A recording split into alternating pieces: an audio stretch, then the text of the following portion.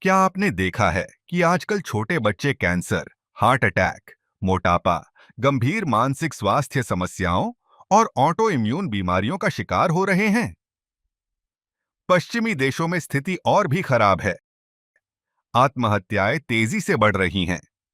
मानव इतिहास में पहली बार ऐसा हो रहा है कि बच्चे अपने माता-पिता से अधिक अस्वस्थ हैं। और अगर आप जानना चाहते हैं कि ऐसा क्यों हो रहा है और बीमारी से कैसे बचा जा सकता है, तो सुनते रहिए। हमारा शरीर बहुत जटिल है और ऐसा कोई एक जादुई इलाज या गोली नहीं है जो सब कुछ ठीक कर दे, जैसा कि आपको वर्षों से विश्वास दिलाया गया है।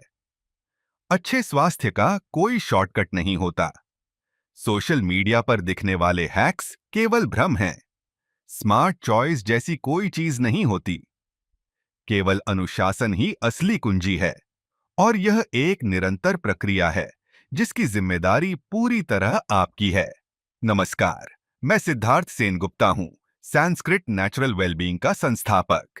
यह एक प्रामाणिक आयुर्वेदिक संस्था है जो मेरे 5 विशेषज्ञ वैद्यों के साथ मिलकर कैंसर, हृदय रोग, पार्किंसन, ऑटो इम्यून रोग, बांझपन, मानसिक स्वास्थ्य समस्याओं और अन्य जीवन शैली से जुड़ी बीमारियों का उपचार करती है। आज मैं आपको समझाने जा रहा हूं कि आपकी जीवन शैली, आहार, व्यायाम, तनाव, वातावरण और यहां तक कि आपका व्यवहार भी आपके जीन और कोशिकाओं को कैसे प्रभावित करता है, जिसके कारण जीवन शैली से जुड़ी बीमारियां उत्पन्न होती हैं। इस अवधारणा को एपिजेनेटिक्स कहा जाता है, जिसकी ओर आधुनिक चिकित्सा धीरे-धीरे बढ़ रही है। लेकिन आयुर्वेद स्वयं एपिजेनेटिक्स है। यह कोशिकीय स्वास्थ्य, चयापचय, डीएनए कोड, प्रीजेनेटिक्स, जेनेटिक्स और उससे भी अधिक है।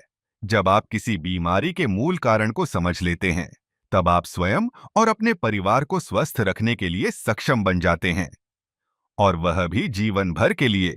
तो फिर बीमारी क्या है?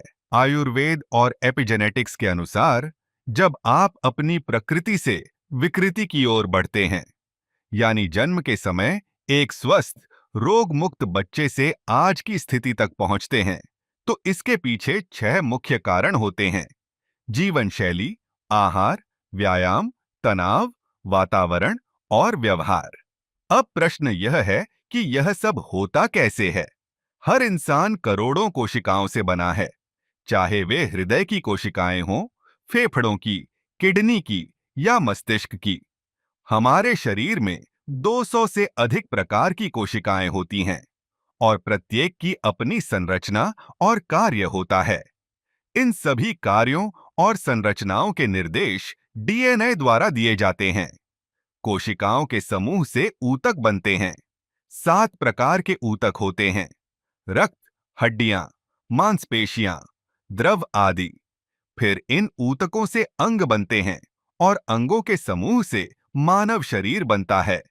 इसीलिए यदि हमें वास्तव में मानव शरीर और बीमारियों को समझना है, तो हमें केवल अंगों तक सीमित नहीं रहना चाहिए, बल्कि कोशिकाओं और ऊतकों तक जाना होगा, क्योंकि वहीं बीमारी का मूल कारण छिपा होता है।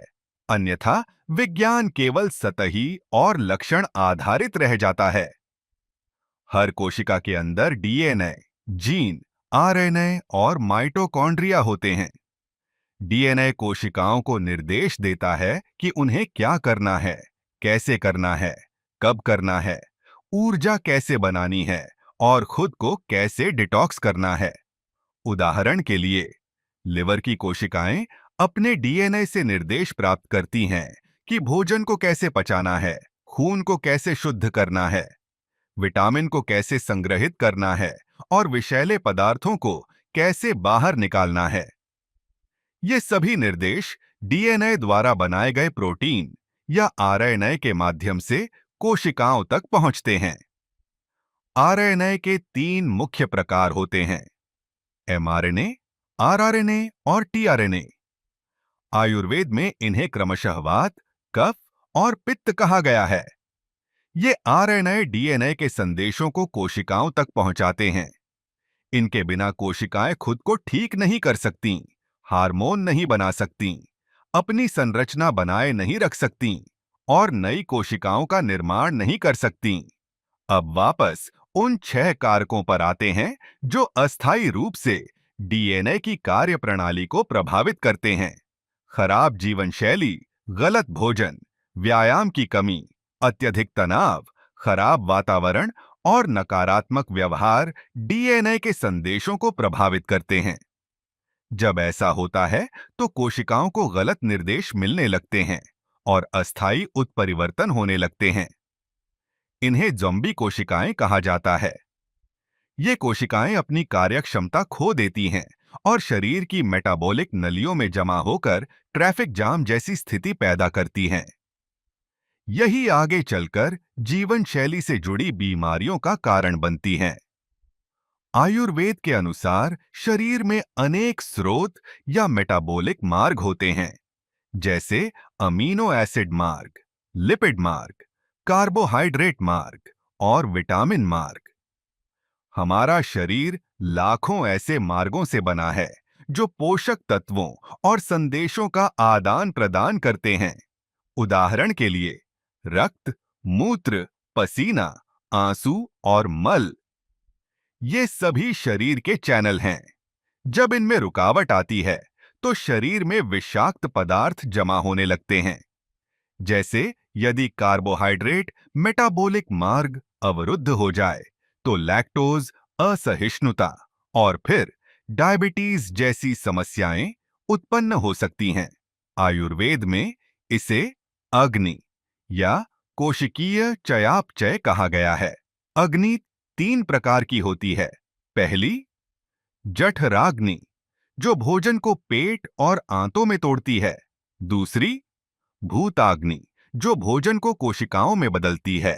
तीसरी, धात्वाग्नि, जो कोशिकाओं को ऊतकों और फिर अंगों में परिवर्तित करती है। यह एक निरंतर प्रक्रिया है।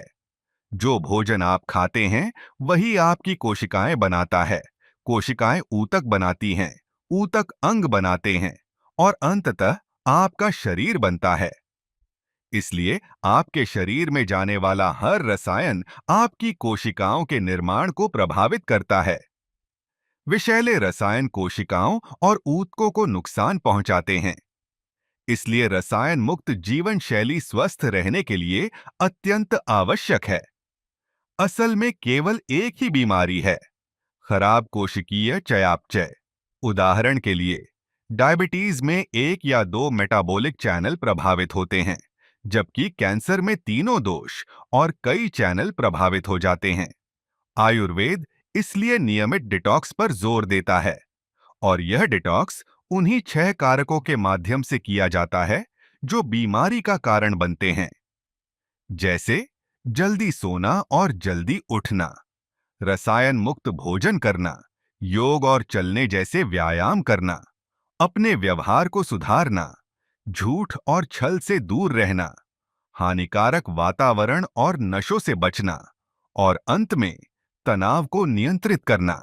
जब आप ये सब करते हैं तो तनाव भी अपने आप कम होने लगता है और आप जीवन की चुनौतियों का बेहतर सामना कर पाते हैं। अंत में आयुर्वेदिक औषधियां एडेप्टोजेनिक होती हैं।